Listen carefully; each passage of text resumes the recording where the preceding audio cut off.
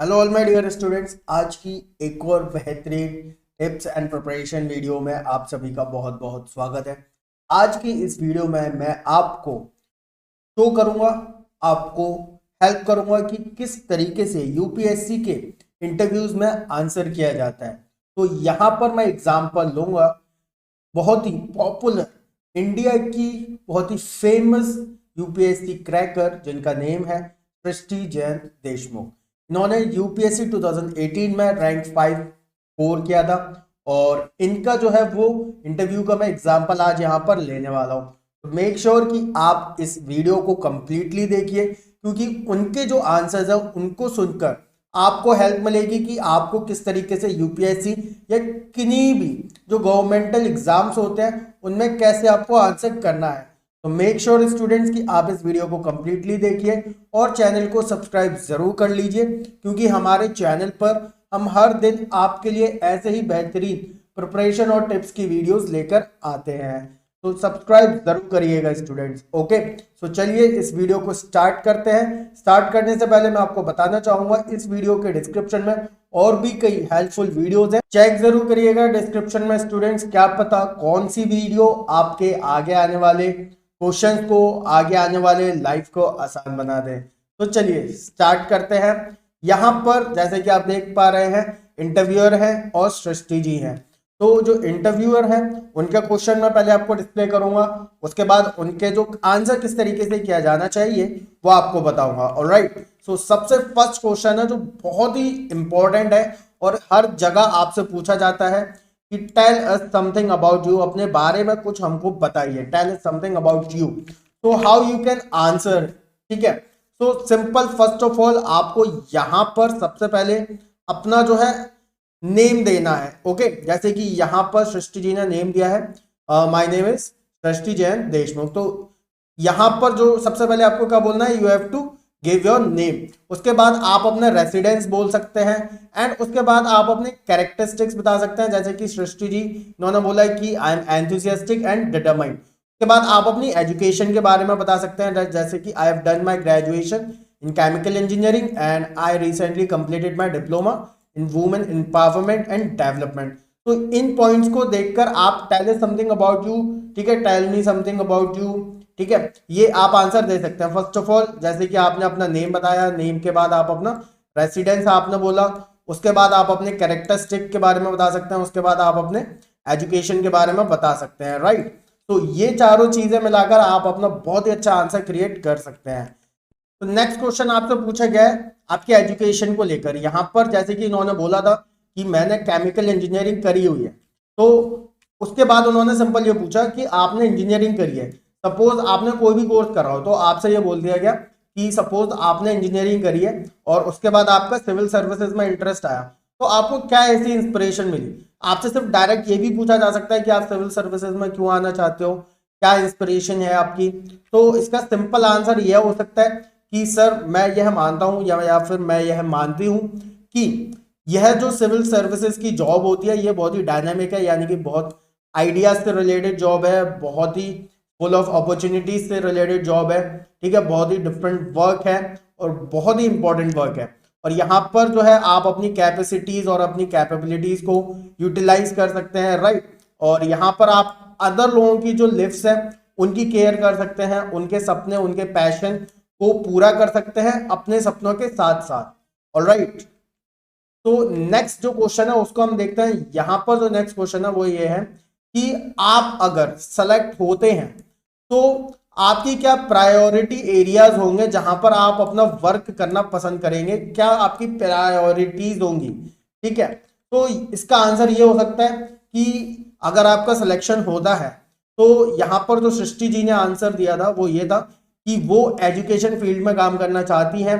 जैसे कि इंडिया है, इंडिया में बहुत सारे चिल्ड्रन हैं और जो यूथ है, और वाकई में इंडिया को जरूरत है बहुत अच्छी स्किल्स की, राइट, ट्रेनिंग की, एजुकेशन की। तो इस पर वो फोकस करना चाहती हैं। राइट, तो ये बहुत ही अच्छा आंसर इन्होंने दिया था यहाँ पर। नेक्स्ट क्वेश्चन की तरफ बढ़ते हैं स्टूडेंट्स। तो what are the problem being faced in education. अब देखो, जैसे ये आंसर दे रही है उससे रिलेटेड ये क्वेश्चन पुट अप कर रहे हैं। राइट, तो यहाँ पर आपको ध्यान रखना है कि आप जो अपने आंसर दे रहे हैं वो सोच समझ कर दें, राइट, बिल्कुल करेक्ट आंसर देने हैं। तो इन्होंने बोला ये एजुकेशन फील्ड में फोकस करना चाहती हैं, बच्चों के एजुकेशन को लेकर, ठीक है, यूथ की एजुकेशन को लेकर। तो यहाँ पर देखो इन्होंने एजुकेशन से रिलेटेड क्वेश्चन पूछा है कि इंडिया में स्पेशली उत्तर प्रदेश और बिहार के अंदर जो कुछ ऐसी बैकवर्ड स्टेट्स मानी जाती हैं जिनमें प्राइमरी और सेकेंडरी लेवल पर जो एजुकेशन है वहां पे कई सारी प्रॉब्लम्स हैं। तो जो इंटरव्यूअर है इन्होंने सृष्टि जी से पूछा कि क्या आपने इस प्रॉब्लम को कभी एनालाइज करने की कोशिश करी है, तो और ये भी पूछा कि यहाँ पर क्या इसका सॉल्यूशन हो सकता है। तो देखो सृष्टि जी ने आंसर करा कि यह जो प्रॉब्लम है वो एजुकेशन से जो रिलेटेड है, उसका मीनिंग ये है कि जो एजुकेशन की क्वालिटी है वो अच्छी नहीं है। अच्छे हैं, गवर्नमेंट स्कूल्स में बच्चे जा रहे हैं और बुक्स हैं, गवर्नमेंट ने सिलेबस भी दे रखा है अच्छा खासा, लेकिन बहुत सारे स्टूडेंट्स ऐसे हैं जो स्कूल नहीं आ रहे, ठीक है। हालांकि गवर्नमेंट ने ये भी इंश्योर करा है कि बच्चे स्कूल आए, गवर्नमेंट ने कई सारी स्कीम चलाई है, ओके।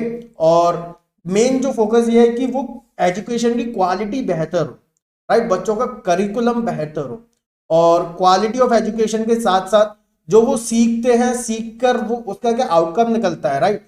सिर्फ इतना ही नहीं बच्चों ने किताब पढ़ लिया और उसका कुछ एग्जाम दे दिया, ठीक है, पास हो गए, इसके अलावा उसका कुछ आउटकम होना चाहिए, राइट। रियल लाइफ में इम्प्लीमेंटेशन होना चाहिए उनके एजुकेशन का, न्यू न्यू आइडियाज आने चाहिए बच्चों के मन में अपने करिकुलम, अपनी स्टडी को लेकर।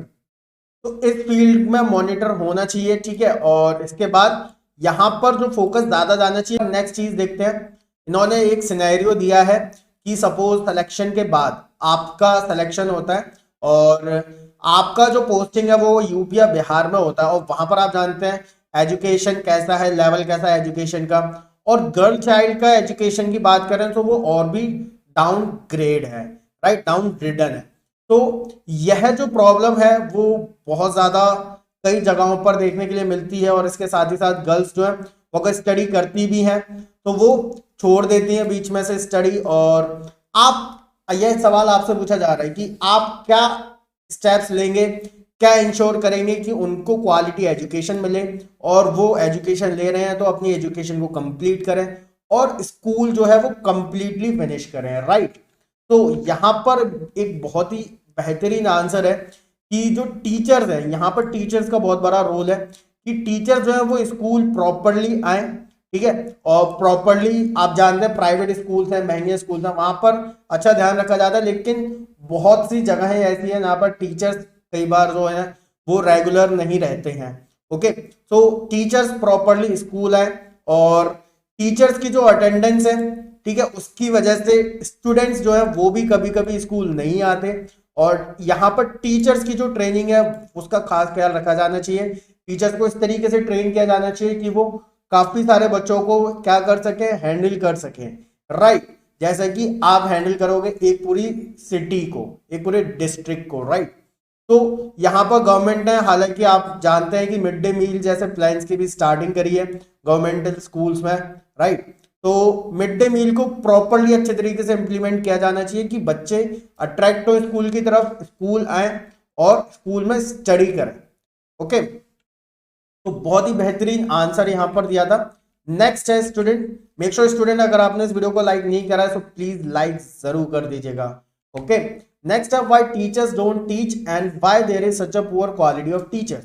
अब उन्होंने टीचर्स को पॉइंट आउट करा कि अगर प्रॉब्लम है, ठीक है, गर्ल्स को लेकर जो प्रॉब्लम है, गर्ल्स स्टडी नहीं करती हैं, ठीक है, या फिर बॉयज भी स्टडी नहीं करते हैं, तो यहां पर उन उसी से रिलेटेड उन्होंने जो है नेक्स्ट क्वेश्चन पूछ लिया।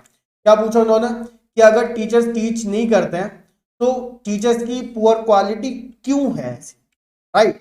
तो यहां पर आपको ध्यान देना है कि इन्होंने पॉइंट आउट करा है कि जो टीचर्स की जो ट्रेनिंग है उसमें कहीं ना कहीं कुछ कमी रह जाती है अक्सर, ठीक है।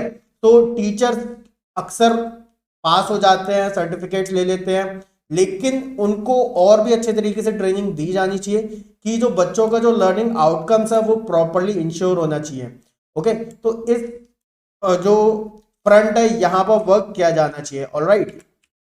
तो अब यहां पर एक और इंपॉर्टेंट क्वेश्चन उन्होंने पूछा, अगर आप सिविल सर्विसेज ज्वाइन करना ही चाहते थे तो आपने इंजीनियरिंग कोर्स क्यों करा? अक्सर आपने देखा होगा आईआईटीज करके यूपीएससी करते हैं, राइट? तो आपने जो है इंजीनियरिंग कोर्स क्यों करा? कोई और अदर स्टूडेंट जो होता है वो कर सकता था आईआईटी, या वो डिग्री ले सकता था, आपकी सीट ले सकता था वो अच्छे तरीके से, राइट? तो यहां पर बहुत ही बेहतरीन उन्होंने आंसर करा। अब आप यही सोच रहे होंगे कैसे आंसर करोगे इस चीज का, तो बहुत ही अच्छा आंसर है कि जो सृष्टि जी इन्होंने केमिकल इंजीनियरिंग की थी, तो आंसर इन्होंने ये दिया है कि केमिकल इंजीनियरिंग से इनको बहुत अच्छी नॉलेज मिली है, ठीक है, और इस फील्ड में जो है वो बहुत ज्यादा ही इनको एक्सपीरियंस है। और इंडिया के अंदर जो बहुत ही अभी इंपॉर्टेंट इश्यूज है वो इन्वायरमेंटल एंड इंडस्ट्रियल सेफ्टी है। ओके, करंटली अगर हम अभी बात करें तो उन्होंने जो अपनी डिग्री ली है वो उनके लिए कहीं ना कहीं सिविल सर्विसेज में भी उनके लिए जो नॉलेज है वो हेल्पफुल रहती है, राइट? नेक्स्ट क्वेश्चन देखते हैं सिविल सर्विसेज में करप्शन को लेकर। यहां पर बोला गया है कि अक्सर लोग ये मानते हैं कि जो सिविल सर्विसेज है वो करप्ट मानी जाती है। कुछ लोगों का ऐसा मानना हो सकता है, तो हो सकता है कई लोग कास्ट के बेस पर वहां पर करप्शन हो, या फिर पॉलिटिकल एफिलिएशंस के बेसिस पर, ठीक है? तो आपका इस बारे में क्या कहना है? तो सृष्टि जी ने जो आंसर दिया था वो ये था कि इंडिया एक बहुत बड़ी कंट्री है और यहाँ पर चैलेंजेस आना तय है, पक्का है, राइट? तो जो सिविल एस्पिरेंट्स है, जो सिविल सर्विसेज की तैयारी कर रहे हैं, उनको जो है वो डिटर नहीं होना है। सिस्टम में वो आना चाहते हैं, ठीक, गवर्नमेंटल सिस्टम में वो आना चाहते हैं, तो उसके लिए उनको तैयार रहना है और उन्हें गुड सिटीजन बनना है। जो वैल्यूज है उनको प्रैक्टिस करना है, राइट? प्रॉपर रूल्स को फॉलो करना है। तो उसकी वजह से क्या होगा, जो करप्शन है उसको वो डेफिनेटली क्या कर पाएंगे, टैकल कर पाएंगे, राइट?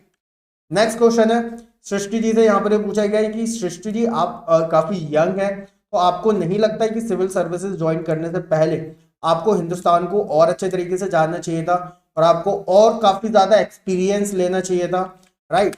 तो यहाँ पर जो आंसर है वो सृष्टि जी ने ये दिया कि सर जो यूपीएससी है वो हमको 21 ईयर्स के जब हम हो जाते हैं तो हमको जो है वो यूपीएससी एग्जाम देना अलाउ कर देता है। और इसी वजह से मैंने स्टडी पर अपना वर्क करा और अब मैं जो भी कर पा रही हूँ वो मैं ध्यान रखती हूँ कि मैं उसे एक्सीलेंस के साथ करूँ। ओके, तो इस तरीके से आप अपना आंसर को प्रिपेयर कर सकते हैं। डिफरेंट डिफरेंट क्वेश्चंस होते हैं, आप ऑलरेडी प्रिपेयर कर सकते हैं। तो यहाँ पर एक और सिनेरियो दिया गया है, वो सिनेरियो ये है कि सपोज कि आपका सिलेक्शन हो गया है और आपको लोग जो है आपकी बहुत तारीफ करते हैं, आपकी ऑनेस्टी, आपकी इंटेग्रिटी, ठीक है, आपकी फेयरनेस, बैलेंस, इन सब के बारे में लोग बहुत तारीफ करते हैं, राइट? तो सब लोग आपके बारे में अच्छा अच्छा बोलते हैं, लेकिन सडनली क्या होता है आपके बारे में, आपके फैमिली मेंबर के बारे में कुछ बातें होने लगती हैं और यह सुनने में आता है कि आपका कोई फैमिली मेंबर है जो आपकी आईएएस की जो पोजीशन है आपके नाम का फायदा उठा रहा है और आपके नाम से मनी को जो है वो अर्न करने की कोशिश कर रहा है, ठीक है, कई डिफरेंट वेज से, राइट? तो वो जो पर्सन है अगर आप उसे कन्फ्रंट करो तो वो तो एक आपका फैमिली मेंबर है और आपके बहुत क्लोज भी है, अगर आप उन्हें डायरेक्टली कन्फ्रंट करने की कोशिश करेंगे तो हो सकता है फैमिली का जो रिलेशनशिप है वो इफेक्ट हो। तो इस सिचुएशन में आप कैसे डील करेंगे? तो सिंपल आंसर इन्होंने यह बोला कि आप भी यह आंसर अपना समझ सकते हैं कि यहां पर अब सृष्टि जी के पास दो सिचुएशन है। फर्स्ट, इनकी जो पर्सनल और जो प्रोफेशनल जो इमेज है वो स्टेक पर है, तो ठीक है, क्योंकि ये ऑनेस्टली वर्क करती हैं तो इनको ये एंश्योर करना पड़ेगा कि जो इनकी जो इमेज है प्रोफेशनल, ऑनेस्टी, इंटेग्रिटी वाली, वो बिल्कुल वैसे ही बनी रहे। और इसके साथ ही साथ इनको यह भी एंश्योर करना पड़ेगा, सेकंड जो सिचुएशन है वो ये है कि इनकी जो फैमिली मेंबर वो बहुत क्लोज भी हैं, तो उनको अच्छे से समझाना पड़ेगा कि उनके नेम पर वो एडवांटेज ना लें। और अगर वो पर्सन नहीं समझता तो आप क्या करेंगे, आप कन्विंस करने की कोशिश करेंगे और अगर सिचुएशन वाकई में आउट ऑफ कंट्रोल होती है तो आप लॉ के अकॉर्डिंग कुछ एक्शन ले सकते हैं।